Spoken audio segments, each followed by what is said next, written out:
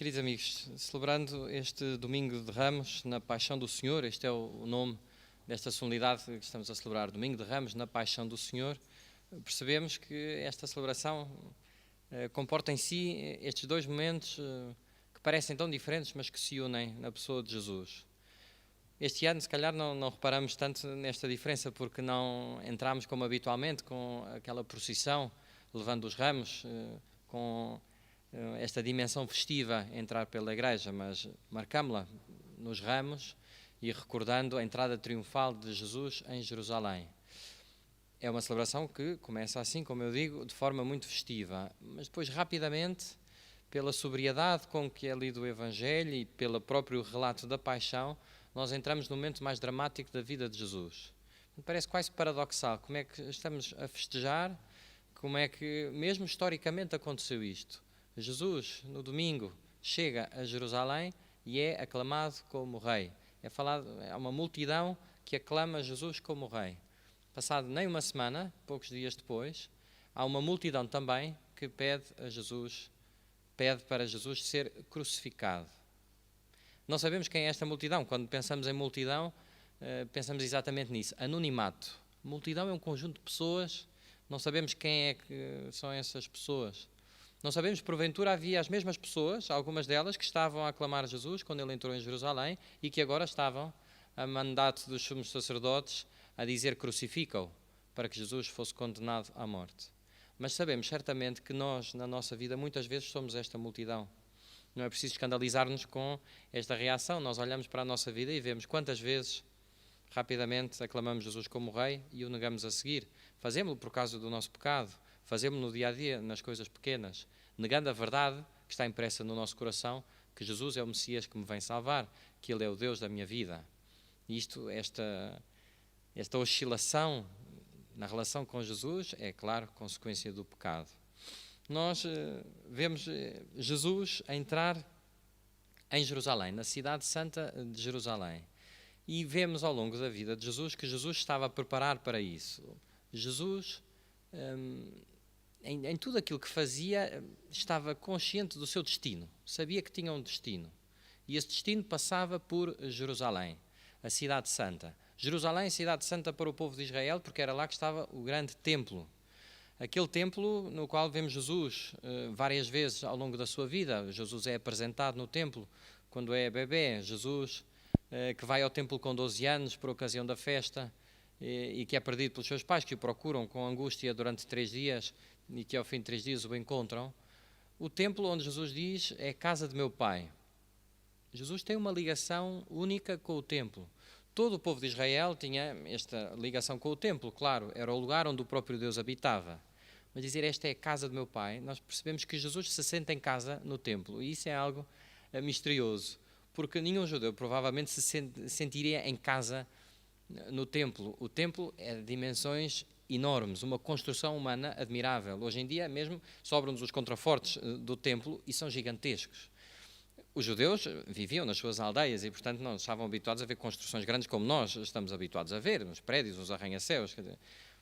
Isso não existia, obviamente. Portanto, mesmo humanamente falando, qualquer judeu que se aproximasse de Jerusalém e visse aquele templo ficava espantado, sentir-se-ia, se calhar, esmagado com aquele tamanho. E era de propósito para perceber que ali habitava aquele que criou todo o universo, aquele que era infinitamente superior a eles.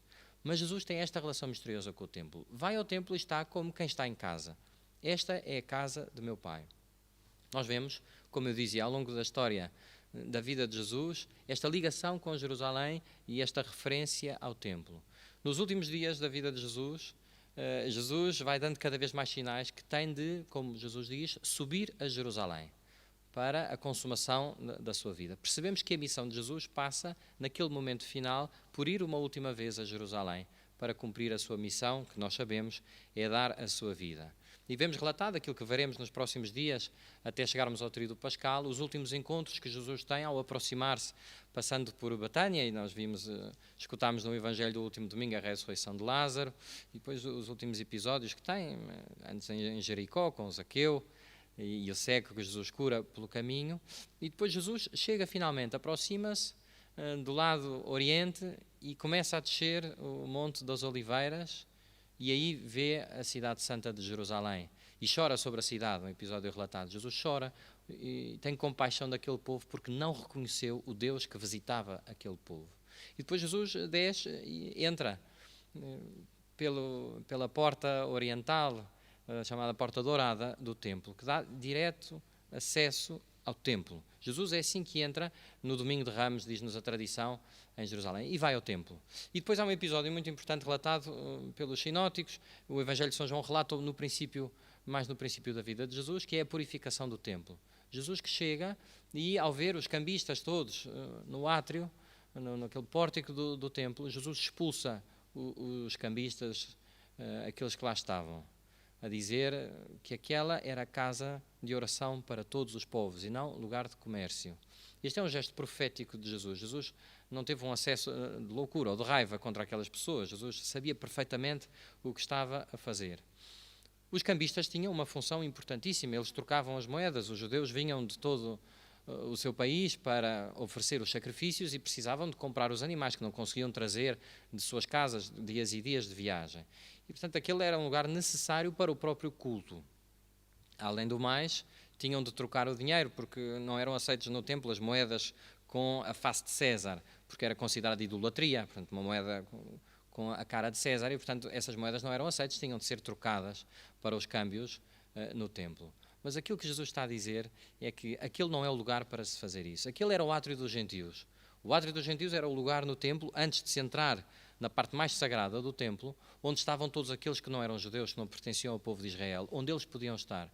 E isto é muito bonito, e acontece já aquilo que Jesus depois vai sublimar. Jesus vem dizer que Deus ama a todos, e Ele próprio vai entregar a sua vida por todos. Aquela átrio dos gentios era já uma prefiguração desta abertura e desta universalidade. Naquele lugar, todos podiam estar. Naquele lugar, todos podiam aproximar-se de Deus. Ao mesmo tempo, lembra-nos que é preciso ir a Jesus para se chegar a Deus. Portanto, os gentios ali percebiam que ainda não estavam dentro do templo, que ainda não estavam em contacto com o Senhor, que precisavam de se purificar, de se preparar. Também Cristo nos dá a sua igreja para nós entrarmos neste templo.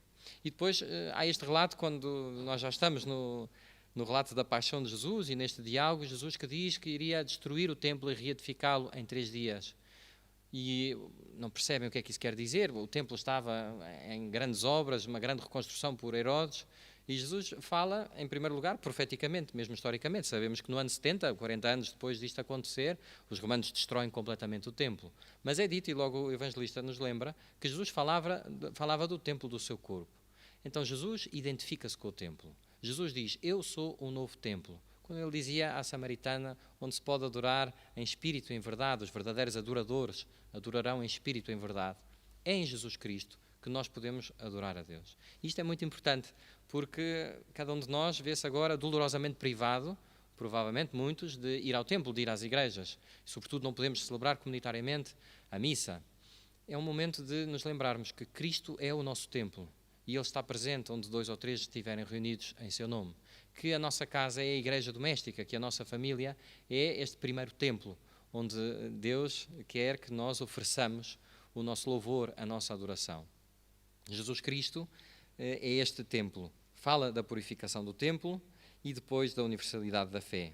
E por fim, quando Jesus morre, nós ouvimos este relato impressionante da morte de Jesus e é dito que o véu do templo rasgou-se. O templo tinha um véu que separava, podemos dizer, o coração do templo, que era o Santo dos Santos, onde estava a Arca da Aliança. E dentro da Arca da Aliança, as tábuas da lei, dadas pelo Senhor ao seu povo e a Moisés no deserto. Era, para um judeu, o lugar onde o próprio Deus habitava. O Santo dos Santos era tão sagrado que só o sumo sacerdote podia entrar uma vez por ano naquele lugar e, portanto, passar aquele véu. Era um véu enorme, com, dizem os historiadores, 20 metros de altura, quase 15 centímetros de espessura. Esse véu enorme rasga-se no momento da morte de Jesus. Esse véu que significava e que lembrava a todos os judeus que havia uma separação por causa do seu pecado entre o homem e Deus, é rasgado com a morte de Jesus. Porque a morte de Jesus destrói o pecado. Porque a morte de Jesus nos aproxima de Deus. Vamos pedir ao Senhor que este seja um tempo para nós de nos aproximarmos de Deus. Jesus, no seu caminho de subida a Jerusalém, porque geograficamente é preciso subir para chegar a Jerusalém, diz-nos que há um sentido de é preciso subir para ir ao encontro de Deus. Mas na sua vida, Jesus mostra-nos, e a segunda leitura lembra-nos isso, que Jesus subiu descendo. Este hino que São Paulo toma, que era usado nas primeiras comunidades cristãs, este hino aos Filipenses, fala da Kenosis de Jesus, que significa o abaixamento, o aniquilamento de Jesus.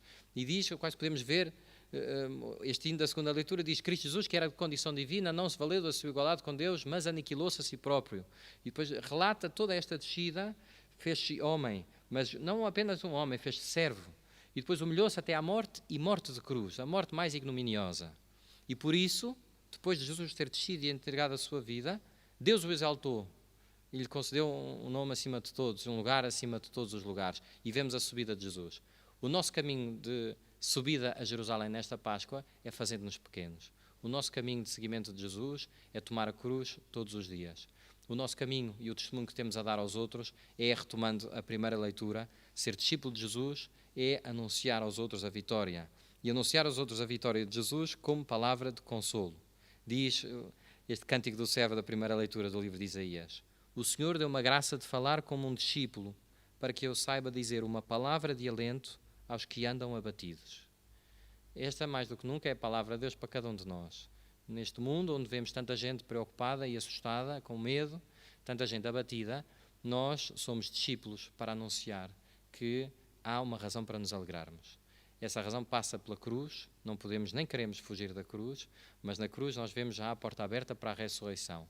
Façamos-nos pequenos com Cristo para podermos ser elevados aos céus. Louvado seja nosso Senhor Jesus Cristo.